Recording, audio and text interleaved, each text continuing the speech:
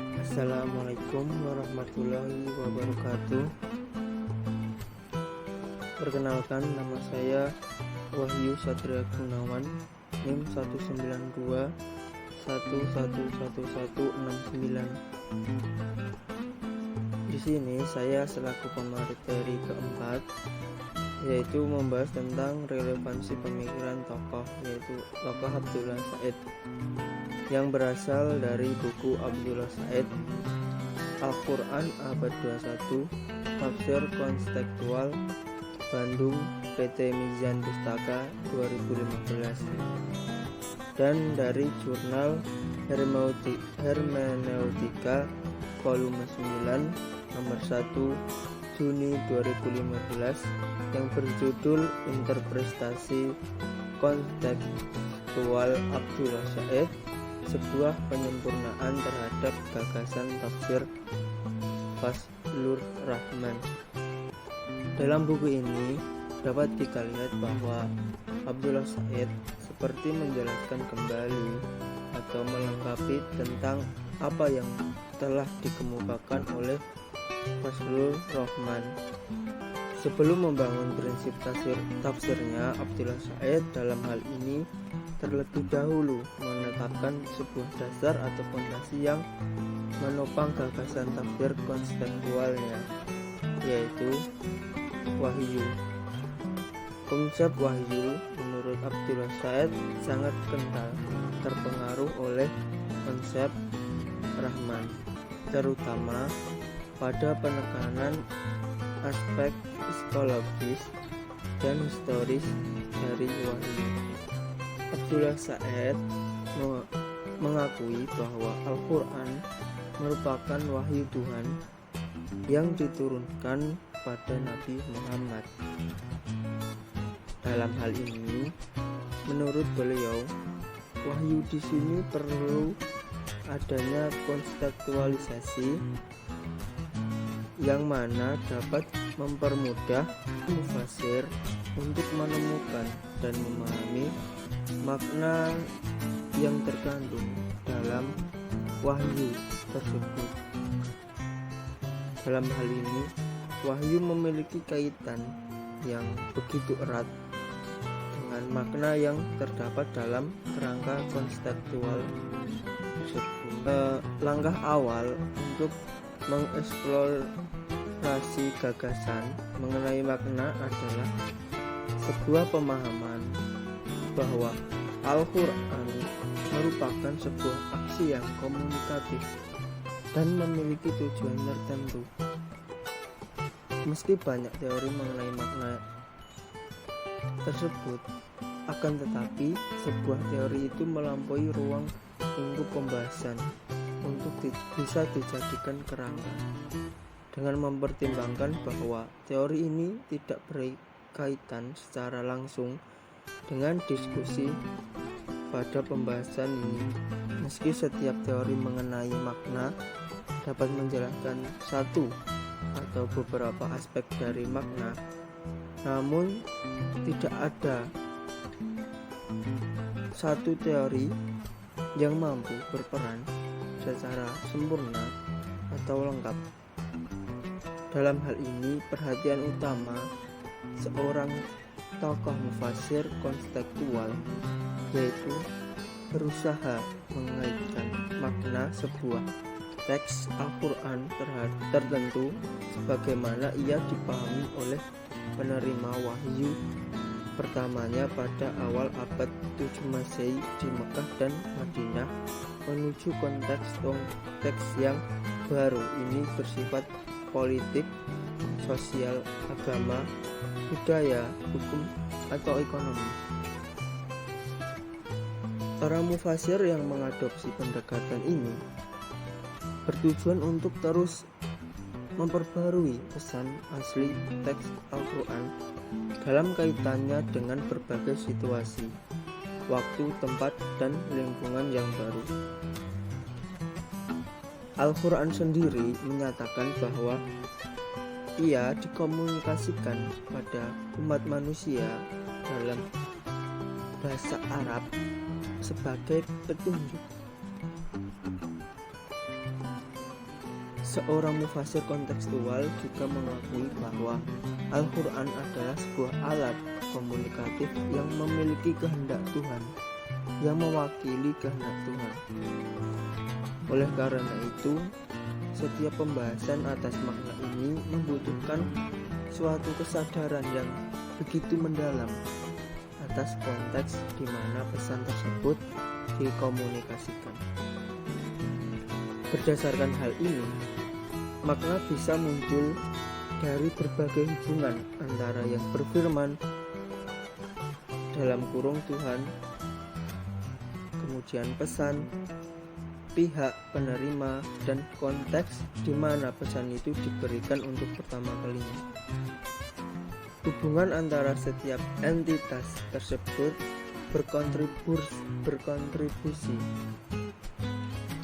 dalam memproduksi makna.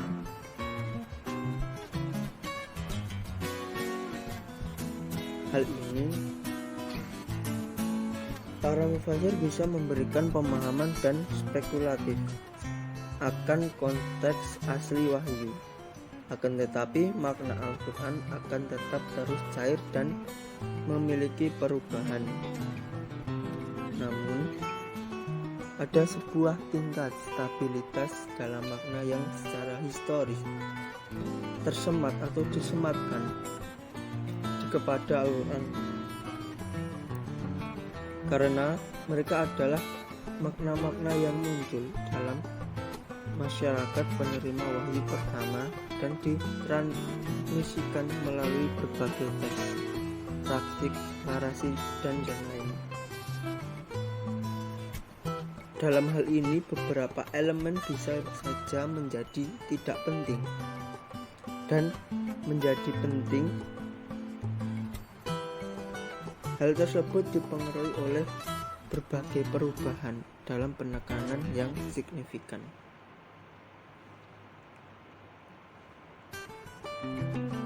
Dalam hal ini dapat kita ambil contoh makna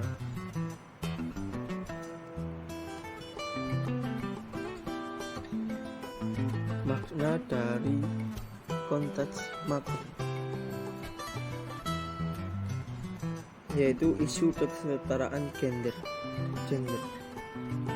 yang mana banyak mufasir tekstual yang menilai bahwa Al-Quran memberikan lebih banyak hak kepada laki-laki daripada perempuan.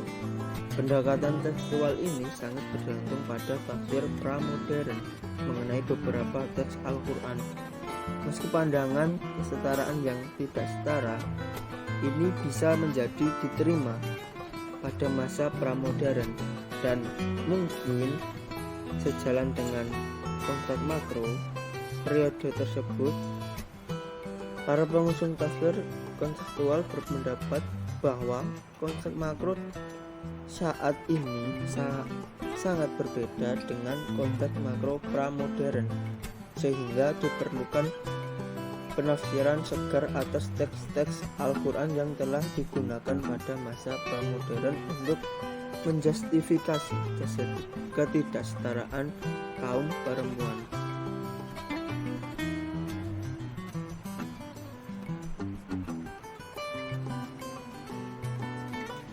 Alasan utama dari keseragaman kalangan mufasir tersebut adalah mereka berada dalam konteks sosial, budaya, politik, dan ekonomi yang memperkuat pandangan mereka bahwa perempuan adalah subordinat kaum laki-laki.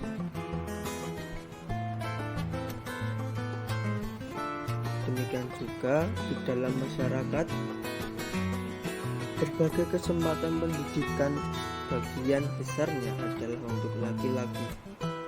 Meskipun ini tidak disebutkan di dalam Al-Quran atau Sunnah, Nabi yang menyatakan bahwa perempuan sebaiknya dilarang mengikuti pendidikan, dan kenyataannya ada cukup bukti yang menyatakan hal sebaliknya.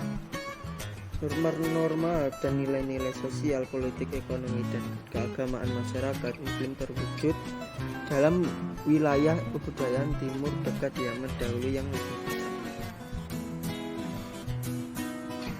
Secara umum, konsep ini bermakna bahwa pandangan perempuan tunduk pada otoritas laki-laki telah lama tidak terdengar. Bahkan beberapa mufasir yang lebih jauh menyatakan bahwa perempuan adalah inferior atas laki-laki secara intelektual dan biologis. Namun abad ke-21 memperlihatkan berbagai perubahan yang dramatis di semua wilayah, yang mana perempuan memiliki akses kepada pendidikan di sebagian besar masyarakat muslim khususnya, sebagaimana juga laki-laki. Kaum perempuan juga memiliki kesempatan yang lebih besar untuk bekerja, yang memberikan partisipasi aktif kaum perempuan di wilayah publik.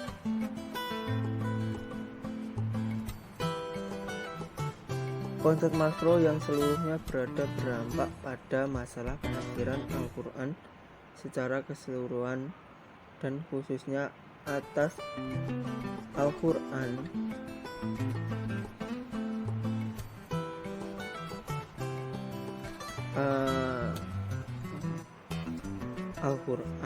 An-Nisa ayat 30. Al-Quran tampaknya mengamati bahwa laki-laki telah menikmati otoritas sosial, budaya, politik, dan keagamaan atas perempuan di wilayah Arab. Al-Quran mengatakan bahwa laki-laki bertanggung jawab untuk memelihara keluarganya. Pengamatan seperti ini pasti tampaknya alamiah bagi masyarakat muslim generasi pertama yang sejalan dengan konsep sosial mereka. Namun, jika Al-Quran diturunkan pada abad ke-21 Masehi, maka pendekatan atas masalah ini boleh jadi akan mengambil jalan yang berbeda. Bahkan ketika Al-Quran membuat pernyataan di situasi abad ke-7 Masehi, ia sangat hati-hati dalam hal bagaimana mengekspresikan ajarannya. Misalnya, Al-Quran tidak mengatakan semua laki-laki memiliki kelebihan lebih banyak dari semua perempuan. Namun, Al-Quran mengatakan sebagian orang unggul atas sebagian orang lain. Beberapa laki-laki unggul atas beberapa perempuan yang lain. Begitu juga sebaliknya.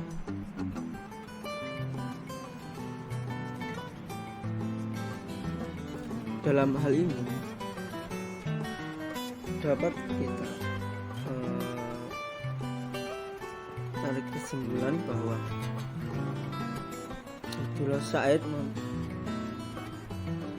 memiliki fondasi, yaitu wahyu, yang mana wahyu ini berkaitan dengan suatu makna atau konteks, yang mana konsep ini sangat penting dalam